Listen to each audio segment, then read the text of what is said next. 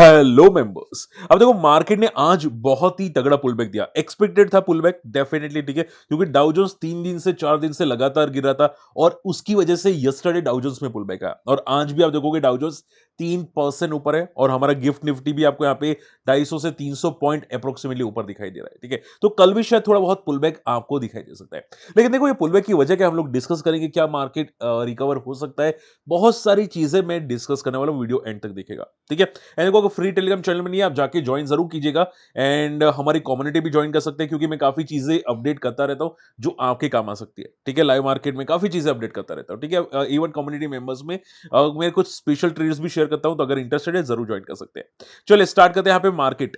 देखो सबसे पहले बात, आज की पुलबैक का रीजन क्या है? क्या एफआई है? नहीं, एफआई ने आज भी 5,000 करोड़ की सेलिंग की है, तो एफआई नहीं है। देखो आज रीजन का आप ये समझो सिंपल एंड शॉबर में कि डाउ जोन्स यस्टरडे थोड़ा बहुत रिकवर हुआ था, तो एक हमारा एक रीजन है कि मार्केट में थोड़ा सा पैनिक कम हो रहा है और माना जा रहा था कि आज भी डाउ जोन्स रिकवर हो सकते हैं, क्योंकि देखो टेक्निकल चार्ट अगर कोई समझता है, ठीक है, अगर कोई भी समझता है तो ऑटोमेटिक आइडिया आ जाएगा कि भाई यहाँ पे इसको पॉज कैंडल बोलते हैं, विच इज क्लियर साइन कि भाई यहाँ पे एक पुल बैक आ सकता है। तो आज मार्केट में जो पुल बैक आने का रीजन था वो यही था, ठीक है, कि डाउ जोन्स ने फॉल को पॉज किया और आज पुल बैक एक्सपेक्टेड था और उसकी वजह से हमारा मार्केट आज सबसे पहले पुल बैक दिया, ठीक है। तो एक पुल बैक एक्सपेक्टेड था टेक्निकल चार्ट्स पे। दूसरा, ग्लोबल मार्केट में भी यहाँ पे काफी पुल बैक आए थे, आप देख सकते हैं यहाँ पे सी स्ट्रॉन्ग ग्लोबल मार्केट। देखो ग्लोबल मार्केट में मंडे ब्लड बाथ होने के बाद हांगकांग, निकाई सभी, अ, आप बोल सकते हैं मार्केट सभी रिबाउंड होते हुए दिखाई दे 5 से 8%। हमारा मार्केट कम गिरा तो हमारा मार्केट कम रिबाउंड किया, लेकिन हमारा मार्केट भी रिबाउंड करता हुआ दिखाई दिया because of the Asian markets, ठीक है। आप देखोगे यहाँ पे डोनाल्ड ट्रम्प ने क्या बोला है कि बहुत सारी कंट्रीज यहाँ पे नेगोशिएट करने आ रही है कि टैरिफ कम किया जाए, ठीक है। उसकी वजह से भी आप देखोगे ease of trade war tension, उसकी वजह से भी यहाँ पे हुआ। लेकिन देखो मैं सिंपल बताना चाहूंगा, हम लोग न्यूज़ पढ़ते हैं वो ठीक है, ठीक है। लेकिन मैं आपको समझाने देना चाहता हूँ, देखो बहुत सारी कंट्रीज़ डेफिनिटली नेगोशिएशन के लिए आ रही है कि टैरिफ कम कर दो। उल्टा मैं आपको बोलूँगा वियतनाम जो है, ठीक है, उन्होंने बोल दिया क्लियर कि भाई हम लोग यूएस के प्रोडक्ट पे कोई टैक्स नहीं लगाएँगे, इंपोर्ट जो हो रहा है, ठीक है। तो आप हमारे पे भी ज़ीरो टैक्स लगाइए। तो क्या हो रहा है? ज़ीरो टैक्स की बातें आ रही है, ठीक है। तो आप देखोगे बहुत सारी कंट्रीज़ एक्सक्लूडिंग चाइना, चाइना के अलावा बहुत सारी कंट्रीज़ नेगोशिएशन के लिए आ रही है। इवन इंडिया यहाँ पे नेगोशिएट करने के लिए रेडी हो चुकी है, ठीक है। तो ये थोड़ा-सा ईज़ ऑफ वार टेंशन होता हुआ दिखाई दिया है। उसके अलावा अगर आप देखोगे शॉर्ट कवरिंग है मार्केट के अंदर और आरबीआई की पॉलिसी है, कल माना जा रहा है 25 बेसिस पॉइंट का रेट कट हो सकता है। अब देखो मार्केट में रिसेशन नहीं आए, उसकी वजह से रेट कट करना कंपल्सरी है, ठीक है। तो चांसेस है कि पोवेल साहब भी रेट कट कर सकते हैं और हमारा आरबीआई गवर्नर भी रेट कट कल कर सकता है, ठीक है। माना जा रहा है कि अगर 50 बेसिस पॉइंट रेट कट कर गया, तो भाई हमारा मार्केट शायद 23,000 को भी टच कर सकता है, ठीक है। तो कल आरबीआई की पॉलिसी है, याद रखिएगा। कल बैठक आज स्टार्ट हो चुकी है आरबीआई की पॉलिसी की 7 तारीख से।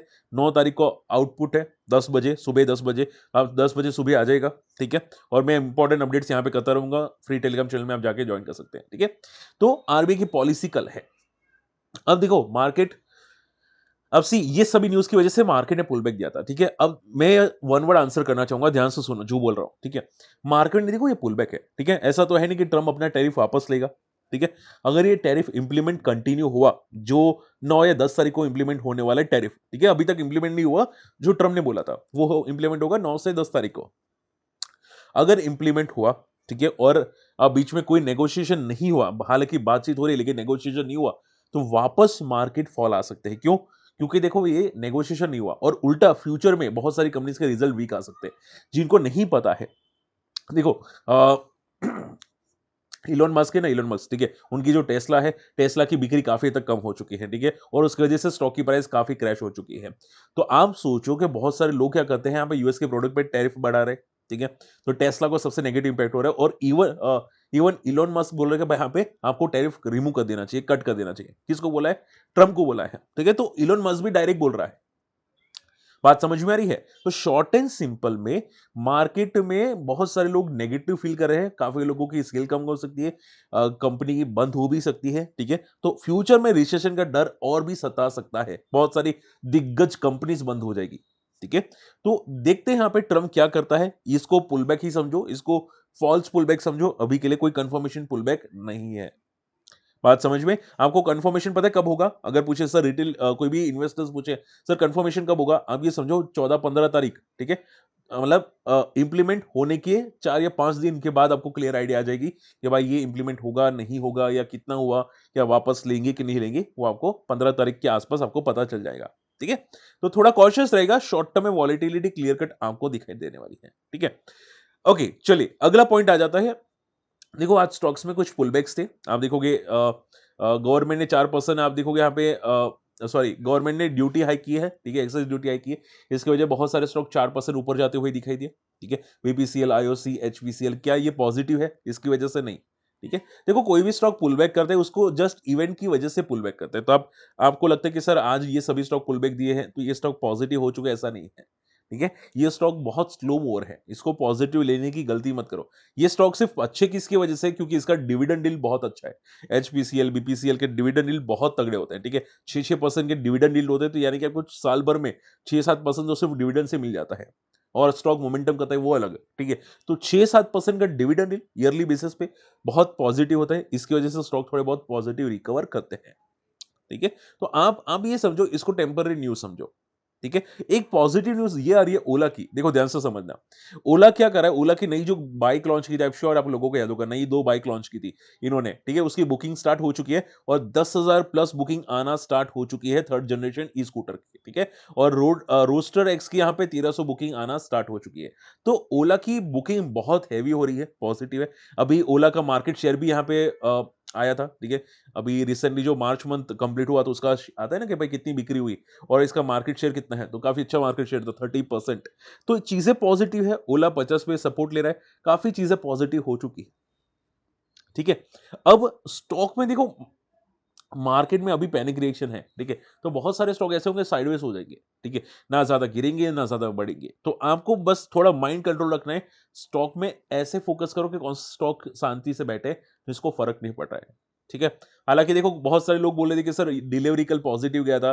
ठीक है, तो क्या वो पॉजिटिव हो गया? मैंने तभी ना बोला था, क्यों? क्योंकि डिलीवरी टेम्पररी बेस न्यूसेस पे पॉजिटिव गया था। आप देखोगे आज डिलीवरी 7% नेगेटिव है। ठीक है, तो ऐसा मत सोचो कि भाई कल मार्केट बुल बैक किया था तो कल जो स्टॉक पॉजिटिव थे वो अभी पॉजिटिव है लॉन्ग टर्म के लिए, ऐसा नहीं। ठीक है, मैं ना बोल रहा था ऑलरेडी, आपको समझाने के लिए मैं बता दिया था हम लोगों को। ठीक है, डिलीवरी के बारे में तो थोड़ा कॉशियस रहेगा। ऐसा मतलब आज भी जो स्टॉक पुल बैक दिए है उसको पॉजिटिव लेने की गलती मत करना। ठीक है, थोड़ा सा देखो मार्केट को, समझो। आप स्टॉक स्पेसिफिक रह सकते हैं। ठीक है, मैं आपको बताना चाहूंगा, देखो म्यूचुअल फंड ने कौन सा स्टॉक को बाय किया।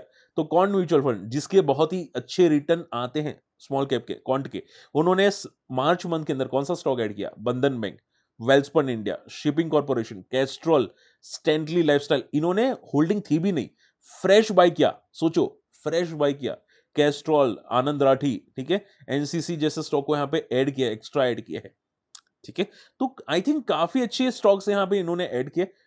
स्टॉक्स में दम है, बाटा भी काफी अच्छी दम वाला स्टॉक है। अभी बाटा काफी फॉल कर चुका है। आरबीएल उनका तो फेवरेट होता है। स्टेट बैंक ऑफ इंडिया को देखो रिमूव कर दिया है। लोग बैंकिंग स्टॉक को ऐड करते हैं, इसने यहाँ पे स्टेट बैंक ऑफ इंडिया को रिमूव कर दिया है और आरबीएल बैंक को और बंधन बैंक को ऐड किया, जो ऑलरेडी पीटे हुए हैं। ठीक है, जो ऑलरेडी पीटे हुए हैं। तो थोड़ा सा देखो माइंड आपको यूज करना पड़ेगा कि उन्होंने क्या किया है, क्यों, कौन से स्टॉक को ऐड करने की कोशिश की है और क्यों किया है। ठीक है, आई आई होप ये बात समझ में आ रही है। ठीक है, तो ये वॉच लिस्ट को रडार पे रखो, आपके काम आ सकती है। आने वाले कुछ स्टॉक में मोमेंटम देखो। मैं वेंटी हॉस्पिटल को मैं अभी काफी टाइम से दिख रहा था। ठीक है, ये स्टॉक में अगर आप देखोगे मैं काफी टाइम से दिख रहा था, स्टॉक लिस्टिंग के बाद डी हाई पे जाने की कोशिश कर रहा था वेंटी हॉस्पिटल। ठीक है, उसके बाद डी हाई पे सस्टेन नहीं कर पा रहा था, माफ कीजिएगा, लाइफ हाई के आसपास रिसेंटली लिस्ट हुआ था, लेकिन उसके बाद फॉल आने के बाद वापस ऊपर जाने की कोशिश करा है। तो ये जो नया लिस्टेड स्टॉक है उसको भी यहाँ पे इन लोगों ने ट्राई किया है, अच्छी बात है। ठीक है, तो बहुत सारे स्टॉक है, उसको रडार पे रखो, कौन सा स्टॉक मोमेंटम करे, कौन सा स्टॉक डी हाई पे है या लाइफ हाई पे है या मोमेंटम कंटिन्यू कर रहे, फॉल नहीं कर रहे, वो स्टॉक में मदद हो सकती है। बात समझ में आ रही है? ठीक है, तो देखो इसमें से मेरे फेवरेट स्टॉक कहना मुश्किल है। मुझे तो अभी एक वेंटी हॉस्पिटल मुझे पसंद आ रहा है। ठीक है, हालांकि रिकमेंडेड नहीं करूंगा, लेकिन जो मुझे टेक्निकली फंडामेंटली थोड़ा पॉजिटिव लग रहा है, टेक्निकल भी अच्छा दिखाई दे रहा है। ठीक है, उसके अलावा यहाँ पे स्टैनली लाइफस्टाइल भी अच्छा दिखाई दे रहा है। कैस्ट्रॉल थोड़ा-सा मुझे वॉलेटाइल दिखाई देता है। जूनिपर होटल्स काफ़ी स्ट्रांग है, फाइनेंशियली, फंडामेंटली बहुत स्ट्रांग है। एंड बाकी देखना पड़ेगा एक बार के लिए, ठीक है? लेकिन काफ़ी स्टॉक्स है। रिलायंस को भी ऐड किया है। रिलायंस बॉटम आउट हो चुका है, तो आई थिंक रिलायंस को रिमूव किया है, ठीक है? माफ कीजिएगा, रिलायंस को रिमूव किया है, ठीक है? तो 2 स्टॉक को रिमूव किया है, बाकी को ऐड किया है, इट्स पॉजिटिव। ठीक है? तो ये लिस्ट को रडार पे ज़रूर रख सकते हैं। आई होप आज का वीडियो समझ में पसंद आया होगा, कोई डाउट होता है कमेंट ज़रूर कीजिएगा एंड अगर टेलीग्राम चैनल को नहीं जॉइन किया है तो जॉइन जाके ज़रूर कर सकते हैं एंड हमारी इन्वेस्टर्स कम्युनिटी को ज़रूर जॉइन कर सकते हैं। मिलते हैं अगले वीडियो में, तब तक के लिए गुड बाय, जय हिंद।